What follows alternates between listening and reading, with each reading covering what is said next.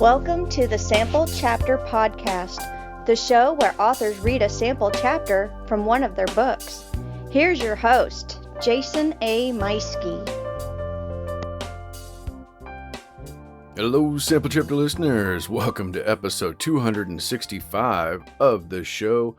And this week, we are joined once again by last week's guest, Kevin Carr, who now is going to be doing his reading from his upcoming, his now available anthology, Cosmic Tales. It's a fantastic reading. Reminds me of something that could have been on the Twilight Zone, the old Twilight Zone TV series. It's a great reading. It's very entertaining and something you're really going to enjoy. And that's coming up here in just a moment. Make sure you click that link in the show notes for last week's episode with Kevin, where we do the interview. We had a great chat talking about the value of short stories, prioritizing your time, and doing audible stories yourself as an author. So lots of fun stuff, and we just had a really great time. It was really good to catch up with Kevin after 6 years, and he was a great guest and something that a lot of people are really enjoying going back and checking out that episode. So you can click the link in the show notes for that episode and check it out for yourself. As always, you can follow the show on all podcast players, including YouTube. Make sure you're hitting that subscribe button wherever you're following. Now, you can follow the show on social media. We are available still on Facebook, Twitter, X Twitter, and Instagram. We have an email. You can reach out to the show at samplechapterpodcast@gmail.com. And we now have a new phone number. So if you'd like to call in a request or have a comment or something that could be played on an upcoming episode, then make sure you call 816-226-7670. And give me a call. Let me know if you got some kind of a comment or just anything you want to say on the show, and it could be on the air next time. Well, hey, just a quick note. Thank you, everybody who reached out after last week's episode with my daughter. She's doing fantastic, recovering well after her surgery, and everything went really well. Ironically, she had a gas leak at her house just the other night.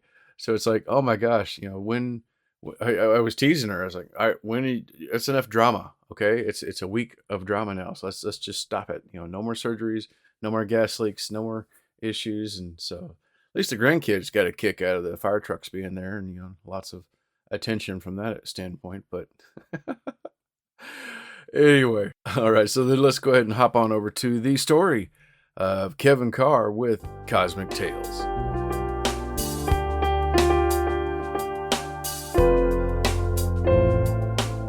All right, Kevin. Hey, thank you so much again for joining us on the show. Hey, real quick, can you tell us a little bit about this story? Do you have something to set the stage or maybe the inspiration behind it?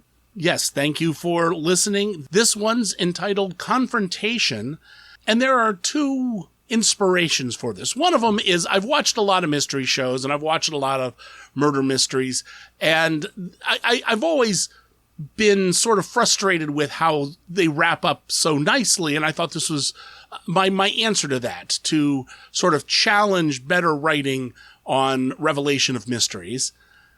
The other, I wouldn't call it an inspiration, but it certainly deals with some of the same connective tissue. It's an old Ray Bradbury story from 1950, and it was called Punishment Without Crime. If you've never read it, go check it out. It really opens up the idea of ethics and morality in terms of, artificial constructs. And I think this has a lot to say.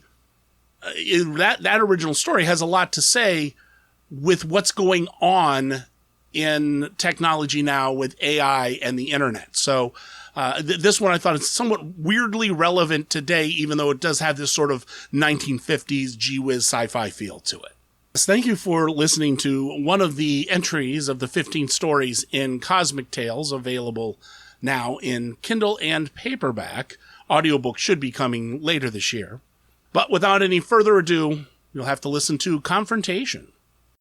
Confrontation. Kendall Richards sucked in a deep breath, hoping to ease the madding rush of adrenaline. Jesus Christ, she thought, nervously tapping her fingers in an awkward rhythm against the steering wheel. I hope this works. It always does on television, even if my strategy is a bit unorthodox. Her mind flew back several weeks when she started running clandestine experiments in her husband's laboratory. After countless hours of testing and retesting, collecting data and analyzing failed results, Kendall reached her goal, revealing some incredibly damning evidence. Her experiments came out better than she ever expected, and now she was ready to use her newfound knowledge. Kendall reached a shaking hand and patted the lid of a black metal box that lay in the passenger seat. It's a wonder what we can do with microbiotechnology these days, she thought. So much can be learned. Kendall stroked the box lightly. Not overtly large, but not exactly compact, the box's dimensions were about a foot cubed. It fit perfectly in the genuine leather seats of the Cadillac. "You'd be proud of me, Corey," she said to the box, her face laced with melancholy. The box did not answer. What was left of Corey could not answer. However, it could tell a story. In the silence of the drive, Kendall could not help but follow her mind back to the nightmare she experienced weeks ago. "Mrs. Richards," the sheriff had said, standing stoically on her front porch, holding his hat in front of his torso, nervously running his fingers along the brim. "We've found your husband's body in the river. We need you to come in for a positive identification." Kendall had shattered in that moment. Her mind seemed to explode as a rush of tears ripped from her eyes. "Corey," she had sobbed to the sheriff, "he's gone. He's really gone." Kendall remembered finally crashing down to the floor in a wretched heap. Sheriff Richter jumped forward to try and catch her, but she fell too quickly. He then grabbed her beneath the armpits and lifted, but Kendall did not let her body rise. The sheriff knelt down and wrapped a comforting arm around her, waiting for her to regain her strength as the cool October wind whipped through the door and danced in the hallway. At the morgue, they pulled the lip of a starched white linen covering the slab. Kendall looked down in horror and gasped. The first thoughts careening through her mind screamed, "It's not Corey, see? It doesn't even look like him." But soon, emotion fled, and the cold, hard reality solidified around her like ice crystals forming in a snowflake. It was Corey. The skin seemed to glow a dull blue, and heavy bruises formed a ring around his crooked neck. Even under the sticky mat of wet hair dangling over his eyes, Kendall recognized her husband, the founder and president of Microcybrant Industries. Kendall felt a stiffness in her throat akin to choking on a capsule that has gone down the wrong way. When Corey had begun the small computer programming firm of Microcybrant in Wichita Falls, Texas, Kendall never imagined that he would be in danger. After all, she realized, he was just a computer software and hardware designer. Who would want to harm him? Now, Kendall Richards was fully aware that death was a threat to anyone in power. Corey Richards became powerful for realizing the dream of many a science fiction author in the past. With his software systems and high-grade hardware technology, Corey developed the first fully functional human androids. In the past 15 years, such products had been big business. For many laborious tasks, people wanted a synthetic human, so realistic that it could only be identified as artificial from the inside, that would not complain, would show up at work on time, and would work for 20 hours a day without griping about lack of benefits. In the United States alone, androids had reached a population of millions. Since their business boomed, the Richards family thought they were living a dream. Then Corey was found dead with a broken neck in the twisting currents of a river. The authorities never charged anyone with a crime. There were no witnesses to the event, and the body showed no definitive signs of foul play. Officially, the record stated that Corey Richards had fallen into the river and broken his neck, causing instant death. Kendall, however, believed otherwise. She knew her husband had been murdered, and she was positive she knew who had committed the act. Unfortunately, no evidence existed for any accusation to stick, so Kendall took it upon herself to uncover such evidence. Since no one, except Corey and the killer, had witnessed the events, she had no way to go back to the moment of the crime. The killer would not openly confess, and Corey could not talk. However, with the use of Microcybrant's equipment, Kendall made Corey tell her the story, and that story sat in the black box. "Don't worry, Corey," she said to the box. "We'll get you taken care of." A fat teardrop pushed its way over Kendall's bottom eyelid and slid down her cheek, carrying with it a trail of mascara. When the teardrop hit her leather jacket, it burst like her life had. Feeling another tear crawl from her eye, Kendall bit her lower lip and breathed harder. She drove the rest of the way in tortured silence. Bracken Potter looked up from David Copperfield when he heard a sharp rapping at his chamber door. He stared at the door in confusion. Who could be visiting me today? He asked himself. Living in the secluded woods as he did offered Potter little company. Yes, he asked, rising from his chair. Who is it? The door opened suddenly, and Kendall Richards stormed in. Under her arm she carried a small black box. Mrs. Richards, Potter said, his eyes widening momentarily with a small show of surprise. But he soon adopted a slick grin, glossing over any hint of disturbance. How nice to see you. You thought you'd get away with it, Kendall said, stepping closer. Potter froze, his eyes flicking to the right to check the door, which had slid shut behind her. I'm sorry, he said calmly. Kendall sneered. I know you killed Corey, and I have proof. Potter let loose a sharp chuckle, but his voice wavered. I'm sorry, Mr. Richards. I know that you've been through a tough time lately, but this is ridiculous. I know you miss Corey. Believe me, so do I. I worked with him for 15 years. Kendall shook her head. My husband's dead because of you. Look, Potter said firmly, but Kendall was not fooled. His light southern twang rung in her ears with transparent compassion. When she looked in his eyes, she only saw a cold heart.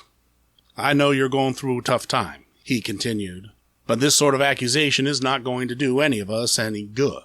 Please, let's get you some help. I think you might need some rest, Mrs. Richards. You were blackmailing Corey, weren't you? She said. Potter's eyes widened slightly. Then he relaxed. 10 years ago, just after the introduction of the first Android series, you developed an algorithm that controlled the machine's safety features. But there was a problem. The tests always had glitches in them, and you did not want to bother rewriting the programs. Instead, you falsified your diagnostic checks to get rid of the faulty results. You assured Corey that the androids were safe, but they weren't. I checked the records. A total of 724 deaths resulted from that glitch that you refused to fix. I'm sure you remember the news reports. Androids gone insane, slaughtering their innocent masters. Remember the stories about the one that derailed the train? Killed scores of people in one blow. Or the android nanny that led the children she was supervising into the freeway? Potter slowly walked over to the desk that sat in the corner of the room. He moved to the red leather chair and sat down, listening, his eyes glossed over with worry. After the accidents, Kendall continued, you falsified documents to direct the blame to random chance and not to your glitch. You made it seem as if the problem was unforeseeable, but Corey found out. He looked into the old documents of your diagnostic tests. He discovered the truth. When Corey confronted you with these facts, you refused to go to the police. When he said he would go himself, you threatened to ruin the company if the truth came out. He knew that he would be implicated too. He knew that ultimately Microcybrant was responsible for those machines. Corey had to keep quiet to save Microcybrant. So why do you say I killed him? Potter asked softly. The guilt was too much for him. He was going to go to the police anyways. At that point, he didn't care about the company. He only cared about cleansing his soul. I know this because he told me everything before he went to see you. But after his death, I was unable to find any records pertaining to the cover-up. They were all destroyed. You still didn't explain your theory, Potter said. Why do you say I killed him? I saw it, Kendall said. Potter kept a straight face, but his voice wavered a bit. This is a very interesting story, Mrs. Richards, Potter said, leaning forward to his desk and resting his elbows on the blotter. It would make great television, but you see, the whole yarn is pure fiction. I admit, it fits together quite nicely, but you lack any sort of proof. Not quite, Kendall said, approaching the desk and setting the box before Potter. Inside this box is my proof. Potter leaned forward and examined the box. There was nothing conspicuous about it. It was simply just a black metal box with a dull finish. He reached his hand forward and stroked the side. What's inside? He asked. Corey's brain, Kendall said. Potter immediately pulled his hand away, as if burned. He then settled a moment and rested his hand on his lap, beneath the level of the desk and out of Kendall's view. Why are you carrying around your husband's body parts? He asked nervously. Microcybrant has some amazing technology, Kendall began. I know that you and Corey had been working on ways to relay human thoughts into android brains. It began as an experiment to develop remote workers and soldiers, But it could also be used for much more than that. You see, after some tinkering with your original plans, I was able to use the prototype brain scanners to extract the right information. At first, it only worked with living brains. It could only read minor thoughts, but that was it. However, soon I was able to take preserved brains and directly hook the machinery to it. It's amazing how many of the vital memory chemicals can linger and leave traces. With the proper adjustments, I could extract memories from those minds. Potter's eyes grew noticeably wider. What? He asked. I can retrieve dead memories, she said with a content smile. And wouldn't you be shocked to find out what I saw when I called up Corey's? I saw through his eyes. He entered this house and came to your study. There was a lot of yelling. When he realized that you would never confess to such a cover-up, he tried to leave, but you tackled him. You broke his neck in the fall. He died instantly. To cover your tracks, you carried him to the river and threw him in. Who could have ever linked you back to the crime? Potter appeared to slump in his chair. He looked away from the woman before him slightly and sighed. How many people know? He asked softly. No one, she said. I'm here alone. I hate you for killing my husband, but I wanted to give you a chance to come clean yourself. Potter looked up through eyes that had become cracks. And what if I don't come clean? Then I'll go to the authorities myself. Who else knows you're here? Potter asked softly. No one, Kendall replied. I'm giving you your only chance. Come clean, and I'll destroy the brain in that box. Refuse, and I will give it to the police. You watch too much television, Potter said. Then after a long pause, he continued. But you're not too bright.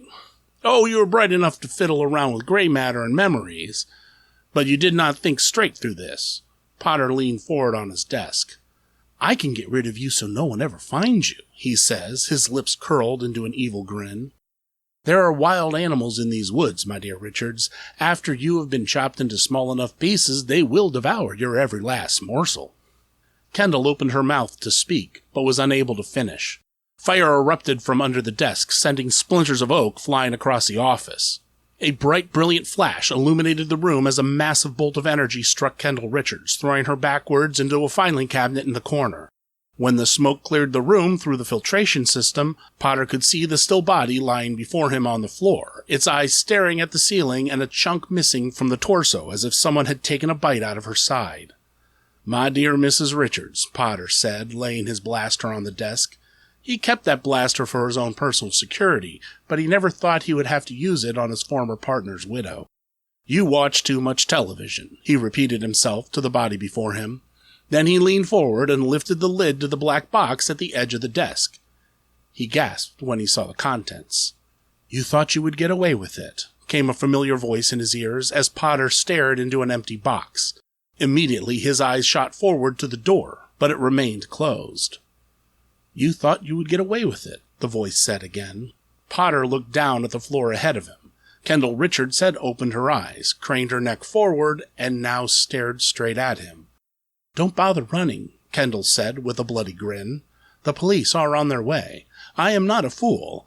I would never have come alone to something like this, relinquishing to a cold-blooded killer my only evidence. I was never sure that Corey's memories would be admissible in court, so thank you for your help. This has given us much more to go on. Potter stared in disbelief at the body that lay before him, impossibly alive with the gaping wound in its side. Yet then, he saw a spark of electricity shoot out from the half-moon carved from the body's side. Realization washed over him immediately. Letting himself slump back into his desk chair, he murmured, Those things just look so damn real.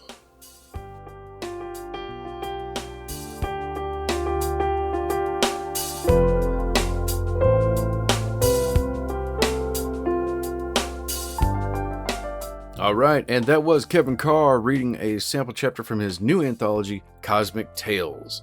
And that book is available right now on Amazon. The link is in the show notes, as well as Kevin's social and Substack.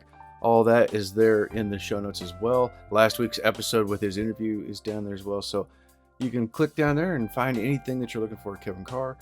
Also, don't forget to hit that subscribe button so you don't miss out next time when I'm back with another new author, a new book, and a brand new sample chapter. Take care, everybody.